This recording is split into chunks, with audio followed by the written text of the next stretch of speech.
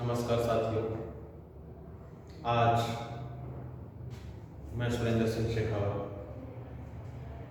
व्याख्याता राजनीति विज्ञान, आपको राजनीति विज्ञान भाग ब अर्थात खंड ब की पहली इकाई भारतीय संविधान का पहला टॉपिक भारतीय संविधान की विशेषताएं पढ़ा। भारतीय संविधान की विशेषताएं, देखिए, किसी भी देश का संविधान जो होता है वह उस देश का एक महत्वपूर्ण दस्तावेज होता है। किसी भी देश, किसी भी सरकार, उस सरकार की देश के प्रति नीतियां और सरकार की देश के प्रति कर्तव्यनिष्ठता का सीधा सीधा बयान उसके संविधान द्वारा हो जाता है। संविधान एक रूपरेखा होती है कि एक देश के द्वारा किस तरीके से अपने नागरिकों के लिए वह शासन व्यवस्था, समाज व्यवस्था, राज्य व्यवस्था, अर्थव्यवस्था वगैरह वगैरह आयोजित करेगा और उसके लिए कौन से नियम, कौन से कानून और कौन सी व्यवस्थाएं होंगी जो निम्नलिखित है। तो आज हमारे सामने जो टॉपिक है वो है भारतीय संविधान की प्रस्तावना। इकाई में पहली यूनिट जो है, पहली इकाई जो है भारत का संविधान है। देखिए, किसी भी देश के संविधान की का जो मुखौटा होता है, जो मुख होता है, जैसे शरीर का एक मुंह होता है और जिससे हम व्यक्ति को पहचानते हैं। हमें आप याद कीजिए कि आपको जब अमुक व्यक्ति, अमुक नाम जब याद आता है तो उसके शरीर का कौन सा हिस्सा याद आता है? साधारणतया बिना हिचके हम कहेंगे उसका मुखमंडल, उसका आभामंडल, उसका मुंह है। तो किसी भी देश का जब संविधान की बात करते हैं तो उस संविधान का जो मुखमंडल है वह उसकी प्रस्तावना या इसे उद्देशिका भी कहते हैं, होती है। प्रस्तावना बनाने के पीछे मूल उद्देश्य यही रहता है कि भारतीय संविधान जिस कार्यों के लिए प्रस्तावित है या जो कार्य वो करेगा उसकी प्रस्तावना, यानी पहले से ये कुछ प्रेम्बल्स हैं जिनको कंसीडर कर दिया गया है कि भारत का संविधान जो है वो इन बातों पर अमल करेगा। संविधान को उद्देशिका भी कहते हैं, प्रस्तावना को उद्देशिका इसलिए कहते हैं क्योंकि उद्देशिका का मतलब ये होता है अपने उद्देश्यों को, अपने मोटिव्स को क्या कर देना, क्लियर कर देना।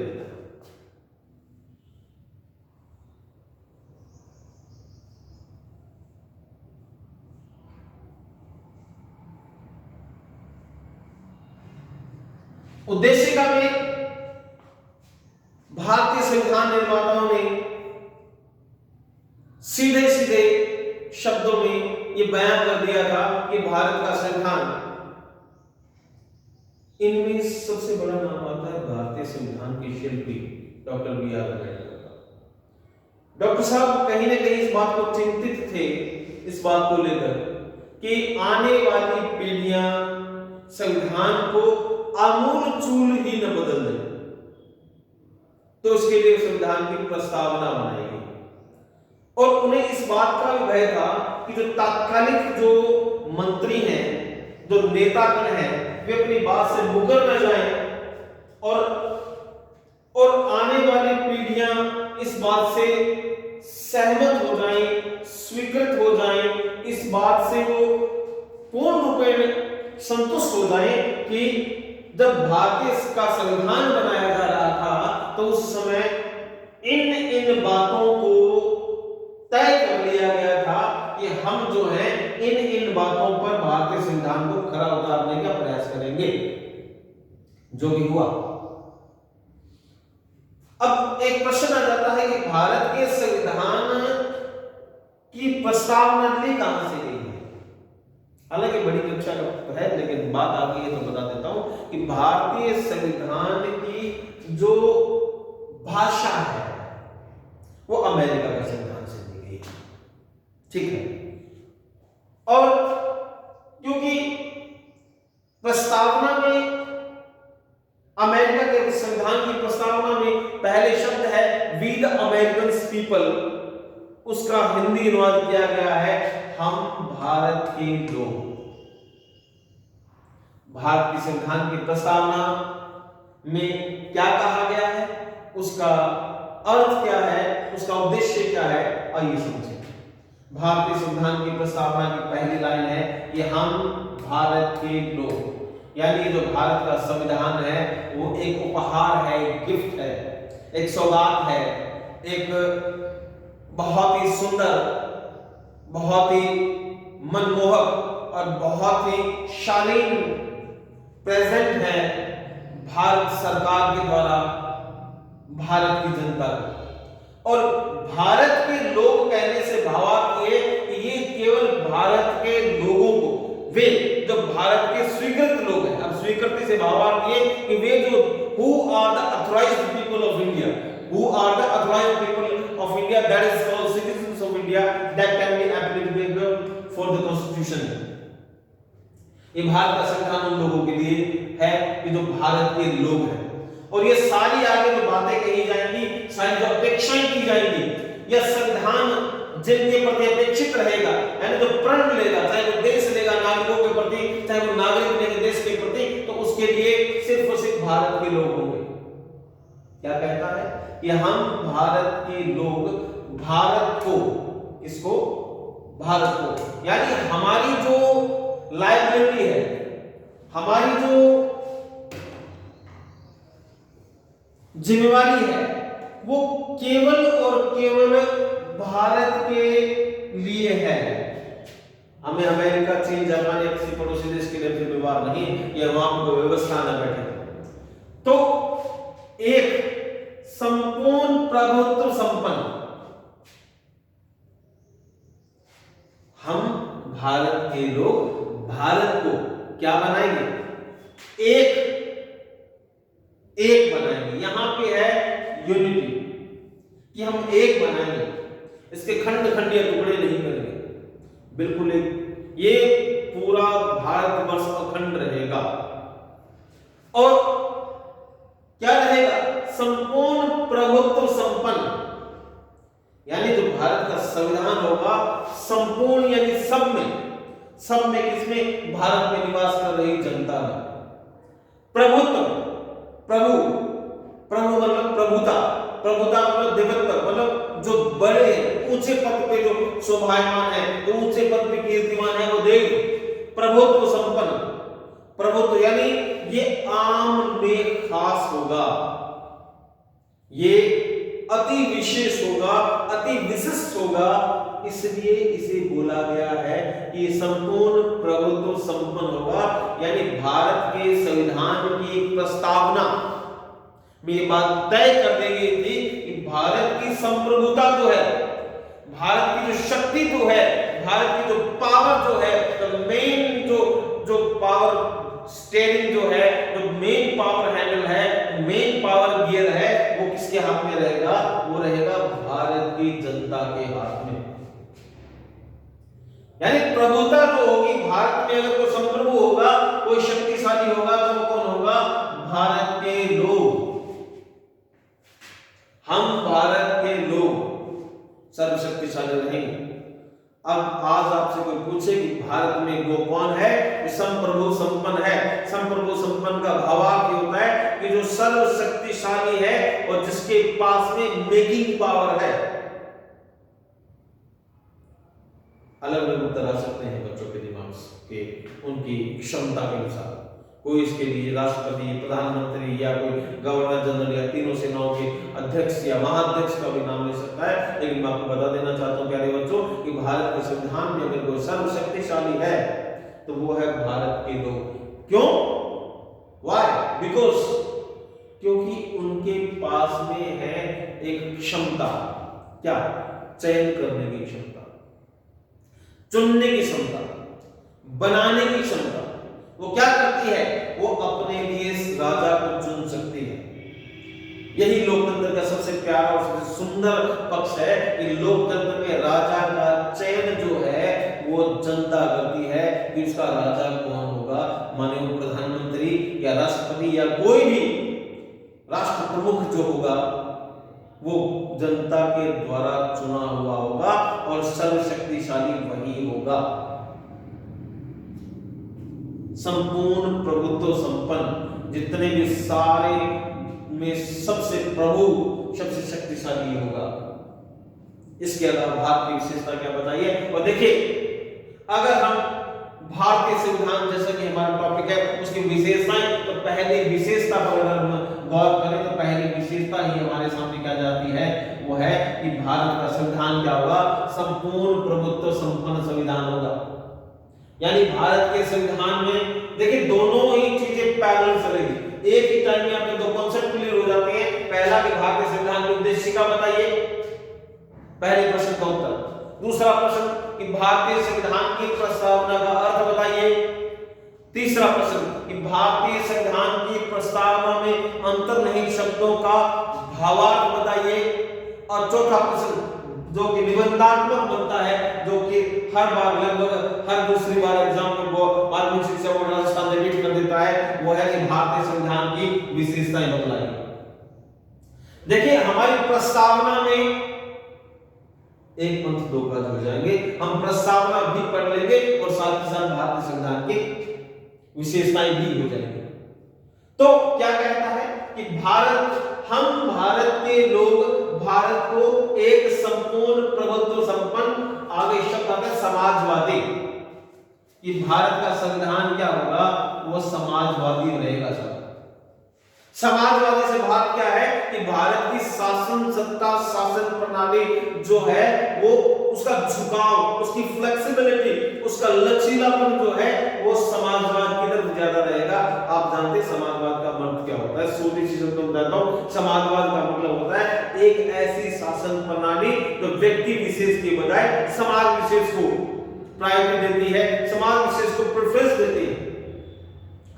एकमात्र शासन प्रणाली जो कहती है कि थोड़ा ही मिले पर सबको मिले। यानी एक व्यक्ति, यहां पे भारतीय संविधान निर्माताओं ने स्पष्ट कर दिया कि भारत का संविधान जो होगा वो समाजवादी होगा। यानी उसका रुझान, हाँ ये बात कह सकते हैं कि कालांतर में धीरे धीरे हम समाजवाद से थोड़ा मिश्रित यानी पूंजीवाद की तरफ बढ़ रहे हैं, लेकिन हमारा फोकस जो होगा भारतीय संविधान का या भारतीय सरकार का वो समाजवाद की तरफ होगा। क्योंकि पूंजीवाद जहां कहता है कि योग्यता को प्रबल लगाम मिलना चाहिए, जो योग्यताधारी है उसे मिले, लेकिन पूंजीवादी अयोग्यता की तो बात ही नहीं करते। वो तो कहते ही नहीं कि अयोग्य को मिले, लेकिन उनका क्या कि जो अयोग्य है वे, उनका क्या कि जो निशक्त है, और उनका क्या कि जिनके पीछे आगे पीछे कोई नहीं है, उनका क्या होगा? जो समाज में लूले लंगड़े भाई लाचार बेसहारा गरीब और सबसे बड़े वृद्ध जन हैं जिनकी शारीरिक क्षमता जो है अब कमाने योग्य नहीं रहेगी, तो उनका क्या आ जाएगा? उसके लिए शब्द आएगा समाजवादी।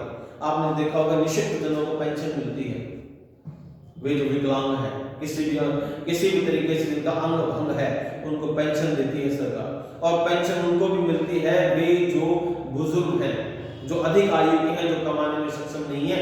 ये जो सुविधाएं हैं हमें इसी शब्द की बदौलत मिल रही है कि समाजवादी शब्द, यानी भारतीय संविधान का फोकस जो है सोशलाइजेशन पे होगा, समाजवाद पे होगा। समाजवाद के बाद में अगला शब्द आता है पंथ निरपेक्ष, कि भारत का संविधान क्या होगा? कि पंथ निरपेक्ष होगा, और इसका सीधा सीधा मतलब दो शब्दों में आ जाता है कि उसका कोई भी राजकीय धर्म नहीं होगा। भारतीय संविधान का कोई भी राजकीय धर्म नहीं होगा।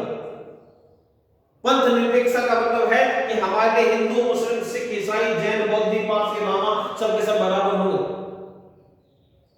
डजंट मैटर भारत में हिंदू कितने रहते हैं, मुस्लिम कितने रहते हैं, कितने सिख हैं, कितने ईसाई, कितने जैनिज्म में, कितने बौद्धिज्म में, कितने लामाज्म से कोई फर्क नहीं पड़ता, क्योंकि भारतीय संविधान में सब एक है।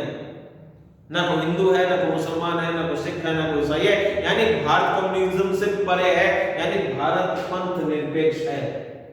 किसी भी पंथ का को वो राजकीयता का की संज्ञा नहीं देता। आपने देखा होगा कि आपने राजकीय पशु सुना है, राजकीय मिठाई सुनी है, राजकीय वस्त्र सुने हैं, राजकीय वाहन सुने हैं, यहाँ तक कि आपने राजकीय पशु पक्षी पेड़ सब सुने हैं। आपने राजकीय धर्म सुना है कभी? नहीं होगा, क्योंकि भारत का कोई राजकीय धर्म नहीं होगा। गणराज्य, अब अगला शब्द आता है पंथ निरपेक्ष गणराज्य। ये पूरा सेंटेंस एक शब्द है, पंथ निरपेक्ष गणराज्य। पहला है पंथ माने धर्म, निरपेक्ष मतलब कोई नहीं होगा, गणराज्य तो क्या होगा? पंथ निरपेक्ष नहीं होगा तो क्या होगा? वो गणराज्य होगा। क्या होगा? गणराज्य। गण का मतलब है एक आम आदमी who are able to make a citizen, that is called गण। वह व्यस्क पुरुष या महिला जो व्यस्तता की आयु को जा चुकी है, तो भारत में महिलाओं के लिए 18 वर्ष और पुरुषों के लिए 21 वर्ष है, उस व्यस्तता के आधार पर उसे गण मान दिया जाता है। तो वो क्या होगा? गण प्रधान होगा। अर्थात वे भारतीय महिलाएं या पुरुष जो 18 वर्ष की आयु सीमा को पार कर चुके हैं या 18 साल के हो गए हैं, वे गण कहलाते हैं। और उन गणों को अधिकार होगा क्या? देश को चुनने का। इसलिए भारत को क्या बनाएंगे? भारत के संविधान निर्माता क्या बनाना चाहते थे? भारत के संविधान निर्माता भारत को पंथ निरपेक्ष राज्य बनाना चाहते थे। क्या पंथ निरपेक्ष राज्य बनाएंगे? उसके बाद में पंथ निरपेक्ष गणराज्य बनाने के लिए अब भारतीय संविधान के निर्माताओं ने doctor B R Ambedkar, doctor Munshi, doctor Khaitan, doctor साहब जो है अल्लादी कृष्ण स्वामी अयंगर, टीटी कृष्णमाचारी, बहुत से जो संविधान निर्माता थे, उनमें जो महाभारत संविधान के शिल्पी जिसे कहते हैं डॉक्टर बी आर अम्बेडकर, उन्होंने तय कर दिया था कि हम भारत के संविधान को इस तरीके से बनाएंगे। और जैसा कि पहले लाइन लिखी है, संपूर्ण प्रभुत्व संपन्न समाजवादी पंथ निरपेक्ष गणराज्य बनाने के लिए करेंगे क्या? बनाने के लिए तथा उसके समस्त नागरिकों को, भारत में रहने वाले जितने भी नागरिक हैं उनको क्या किया जाएगा? क्या मिलेगा? क्या छीन लिया जाएगा कि जिससे भारत जो है वो संपूर्ण प्रभुत्व संपन्न समाजवादी पंथ निरपेक्ष गणराज्य बनाए। उसके लिए क्या क्या सुख सुविधाएं दी जाएंगी? क्या छोड़ना पड़ेगा? क्या मिलेगा? हमें कौन से विशेषाधिकार मिलेंगे और कौन से विशेषाधिकार छीन लिए जाएंगे? तय कर दिया था।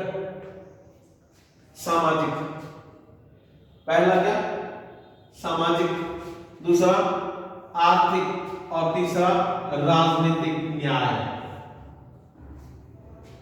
विचार, अभिव्यक्ति, विश्वास, धर्म और उपासना की स्वतंत्रता दी जाएगी। साहब ये इतना कुछ हमें मिले। भारतीय संविधान निर्माताओं ने कह दिया था कि भारत को एक समाजवादी गणराज्य बनाने के लिए, समाजवादी पंथ निरपेक्ष गणराज्य बनाने के लिए हमें सामाजिक न्याय मिलेगा, यानी समाज में हमें न्याय दिया जाएगा। किसी भी आधार पे हमारे साथ भेदभाव नहीं किया जाएगा, न जाति, न धर्म, न वर्ण, न लिंग, न संप्रदाय, न कर्म स्थान के आधार पे, न धर्म स्थान के आधार पे, न जन्म स्थान के आधार पे, किसी भी आधार पे हमारे साथ में सामाजिक भेदभाव नहीं किया जाएगा। कोई भी आधार नहीं होगा, हमारे साथ में सामाजिक न्याय दिया जाएगा, यानी समाज में हम समान होंगे। किसी धर्म, किसी जाति, किसी वर्ण, किसी लिंग, किसी संप्रदाय को, किसी के जन्म स्थान को, किसी के कर्म स्थान के आधार पर किसी सब में विशेषाधिकार नहीं दिए जाएंगे।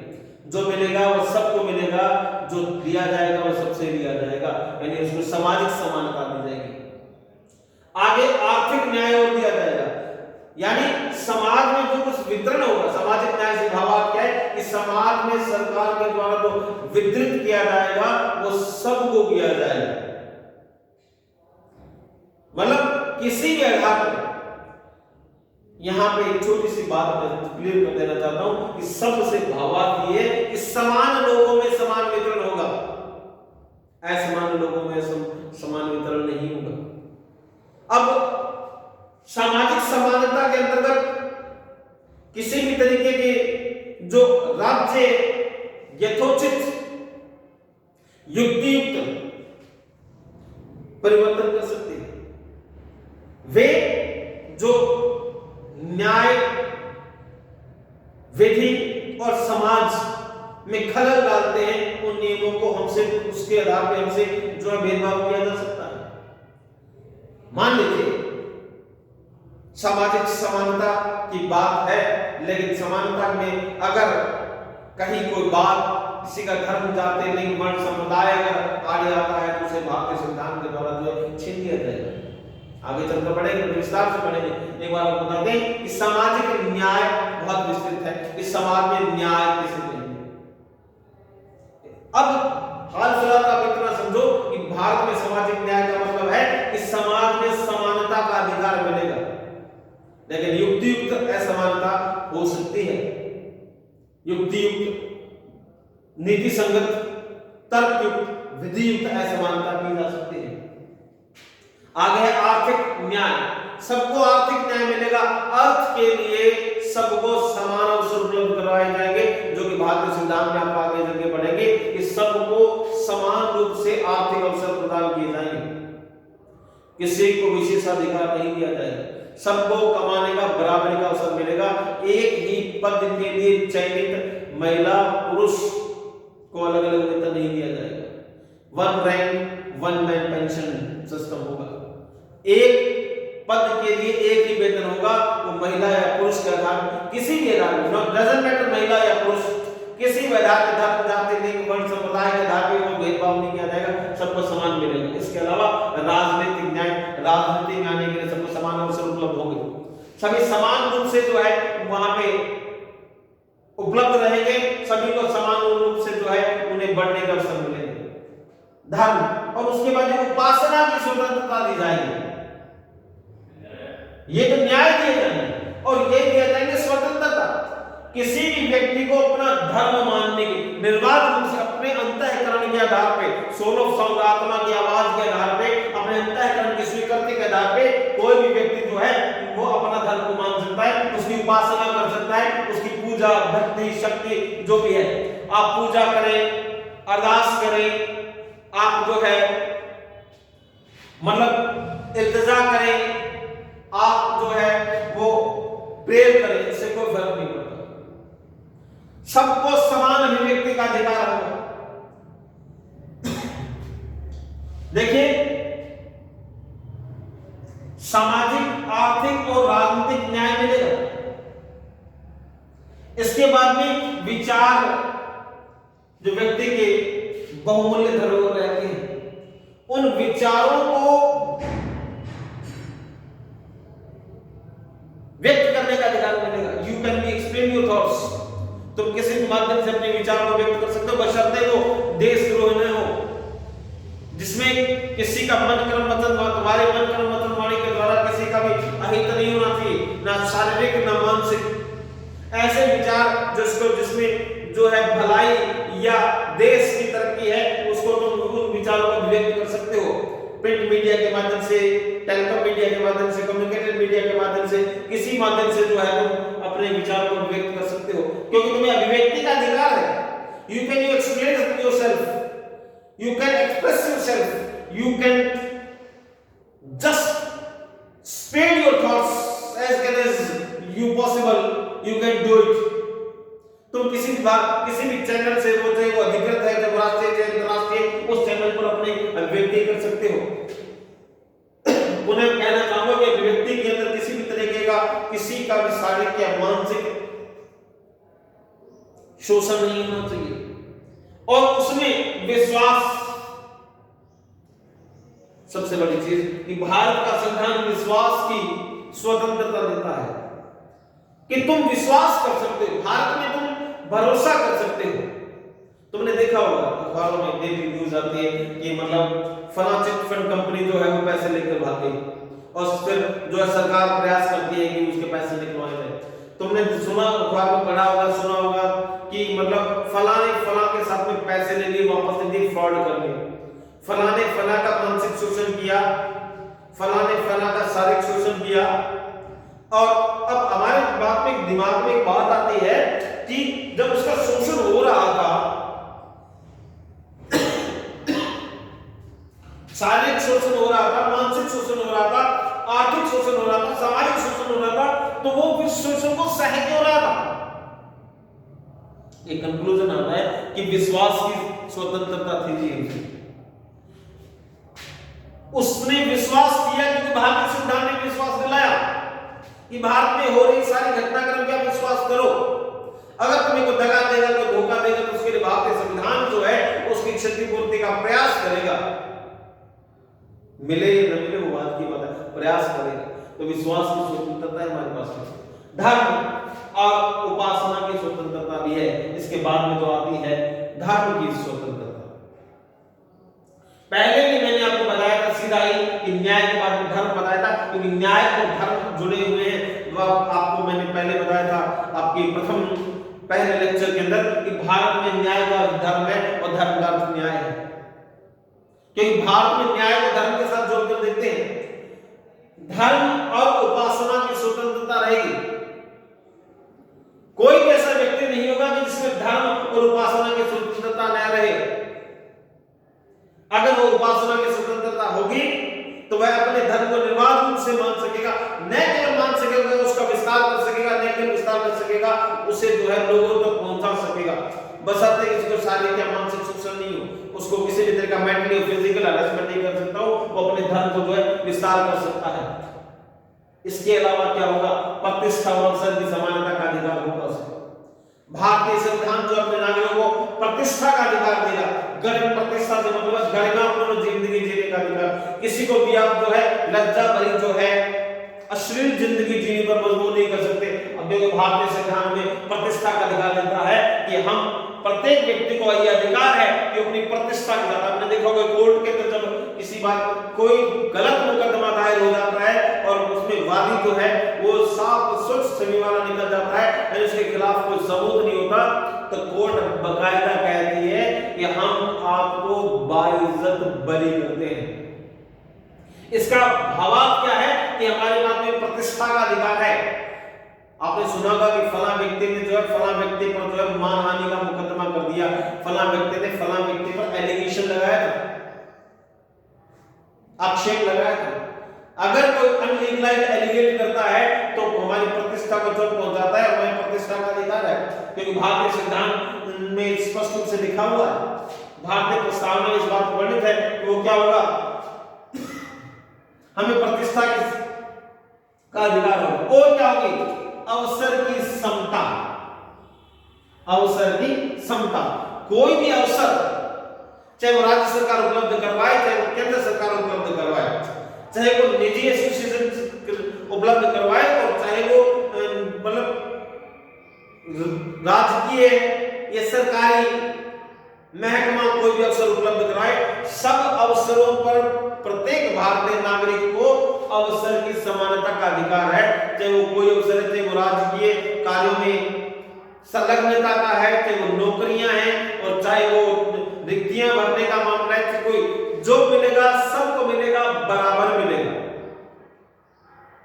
किसी भी आधार पे, धर्म के आधार पे भेदभाव नहीं होगा। हिंदू, मुस्लिम, सिख, ईसाई, जैन, बौद्ध के आधार पर नहीं होगा। धर्म के आधार पे, जाति के आधार पे, ब्राह्मण, क्षत्रिय, वैश्य, शूद्र, वर्ण के आधार पे, काले और गोरे आधार पे, जन्म स्थान के आधार पे, कर्म के आधार पे, को सुनार, को लोहार, को सुथार, को कुम्हार, कोई अंतर नहीं आएगा, सब बराबर है। किसी भी व्यक्ति के साथ में कोई भी भेदभाव नहीं किया जाएगा, सबको अवसर की समानता होगी, सब बराबर अवसर उपलब्ध करवाए जाएंगे। इसके बाद में ये सारा कुछ प्राप्त करने के लिए कौन क्या कुछ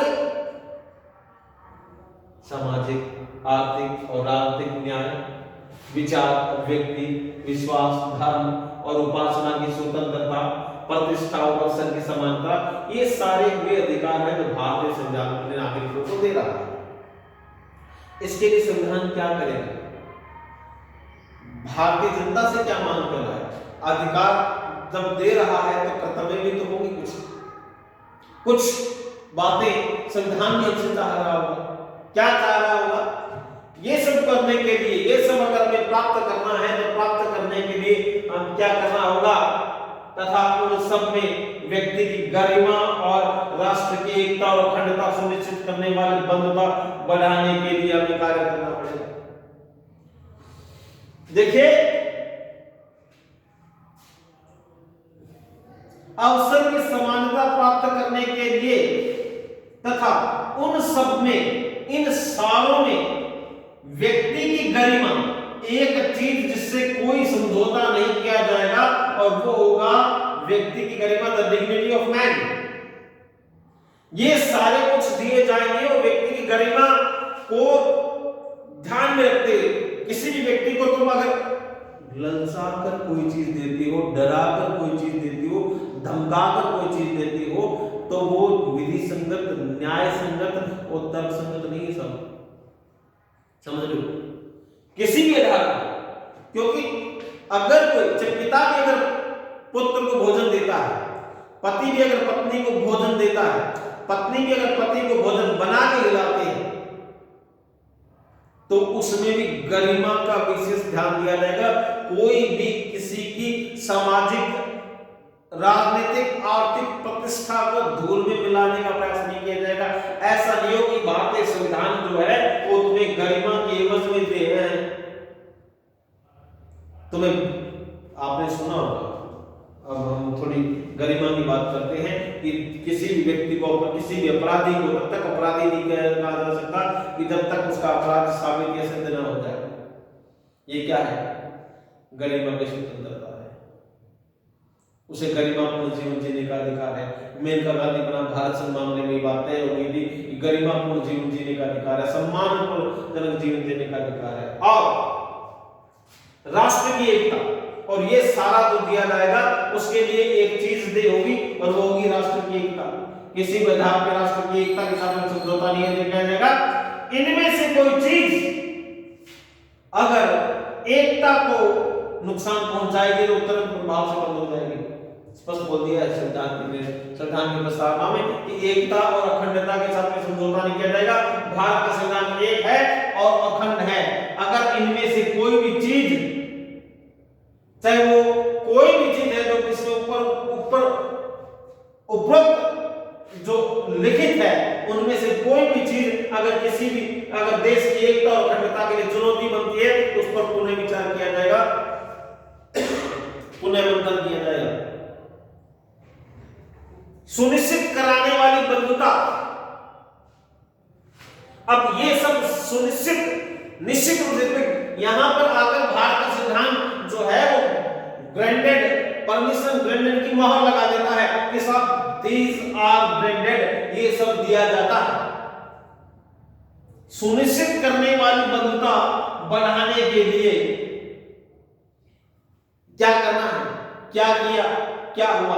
दृढ़ संकल्प होकर, ऐसे नहीं अनमने मन से, ऐसे नहीं डरते हुए, ऐसे नहीं किसी भी तरीके से, किसी भी व्यवस्था से अनमने मन से नहीं, दृढ़ संकल्प होकर, एक कठोर संकल्प लेकर, एक पूर्ण रूप में टारगेट क्लियर करके अपनी इस संविधान सभा में उनसे, जिस समय भारत का संविधान बना उसको डिस्प्ले करने से पहले उसे शपथ ले ली थी, सौगंध ले ली गई थी। न केवल संविधान निर्माता सभा के अध्यक्ष, उपाध्यक्ष और अन्य सदस्यों के, बल्कि प्रत्येक भारतीय नागरिक से। ये आपको ये सब कुछ तभी मिलेगा जब इस कंडीशंस को पूरा करोगे। आपको ये करना होगा, अगर आपने ये किया तो ये होगा, अगर ये नहीं किया तो ये भी नहीं मिलेगा। क्या है कि दृढ़ संकल्प होकर अपनी इस संविधान सभा में आज तारीख 26 नवंबर 1949 ईस्वी मिति मार्गशीर्ष शुक्ल सप्तमी संवत 2006 विक्रमी में को एडत द्वारा का मतलब है कि विधि द्वारा स्थापित, विधि द्वारा लागू, विधि द्वारा नियमित को एडत द्वारा इस संविधान को क्या करेंगे? अंगीकृत करेंगे। क्या करेंगे? अंगीकृत करेंगे, और साथ में क्या करेंगे? अधिनियमित करेंगे, और साथ इसके लिए क्या कर देंगे? अपनी आत्मा का अर्पण कर देंगे।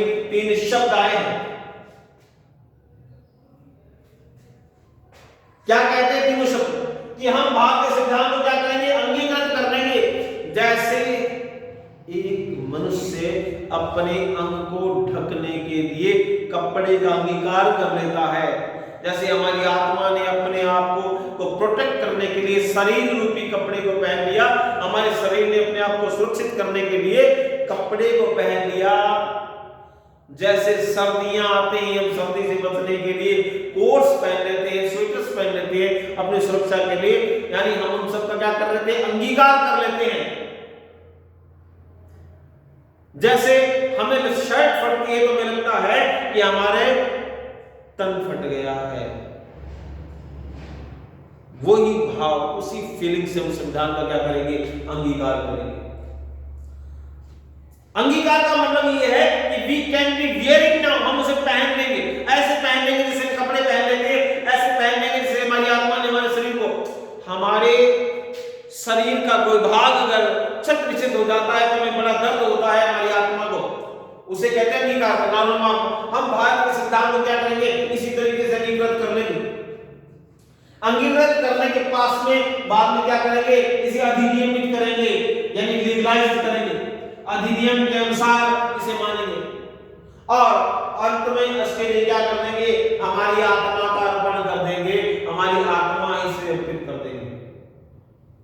ठीक है, यह है भारतीय संविधान की प्रस्तावना और उसका सामान्य अर्थ। विशिष्ट अर्थ जो है हम आपको लगातार बताएंगे, क्योंकि विशिष्ट अर्थ 20, 22 या 25 मिनट के वीडियो में पॉसिबल नहीं होता। आज हमने भारतीय संविधान की प्रस्तावना पढ़ी।